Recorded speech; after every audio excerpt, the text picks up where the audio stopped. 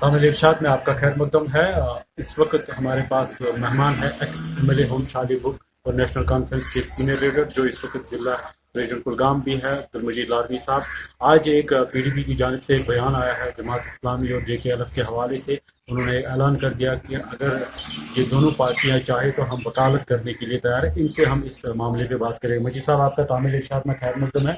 ये बताइए कि आज एक ऐलान हुआ है, मुजफ्फर बेग ने ऐलान कर दिया कि हम जमात इस्लामी और JK अलफ को अगर वो चाहें हम वकालत करने के लिए तैयार हैं।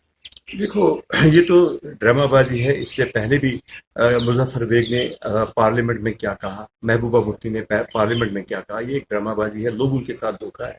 अगर इनको वकालत करनी ही है तो मकबूल भट्ट को जब फांसी लगी थी तब उन्होंने वकालत की, तो उसका क्या हो, मुजफ्फर बेग ने तब क्या किया। अब ये एक ड्रामाबाजी है, लोगों को उन्होंने पहले भी धोखा दिया, आज भी वो धोखे में रखना चाहते हैं। जमात इस्लामिया का सपोर्ट हासिल करने के लिए ये कुछ भी करेंगे, कुर्सी के लिए लोग कुछ भी करेंगे। तो ये एक ड्रामाबाजी है, ड्रामाबाजी के बगैर कुछ भी नहीं है। और जमात इस्लामिया को और JK अलफ को बैन लगाने वाले यही है।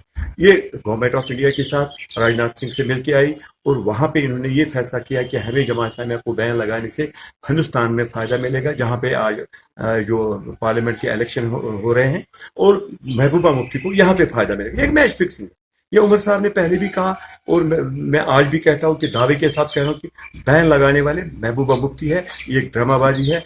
कितने लोगों को उसने PSA लगवाया, कितने लोगों को उसने यहाँ पे मरवाया, कितने लोगों को पैलेट से उनकी आंखें छीनी गई, तो वो महबूबा मुफ्ती है। आज वो ड्रामाबाजी जब कर आप अपोजिशन में थे तो आप पे भी इस तरह के इल्जाम लग रहे थे कि नेशनल कॉन्फ्रेंस ने यहाँ पे बहुत मुजालिम लाए। सही बात है। 2010 में जो भी हो उसमें उमर अब्दुल्ला ने on the floor of house माफी मांगी।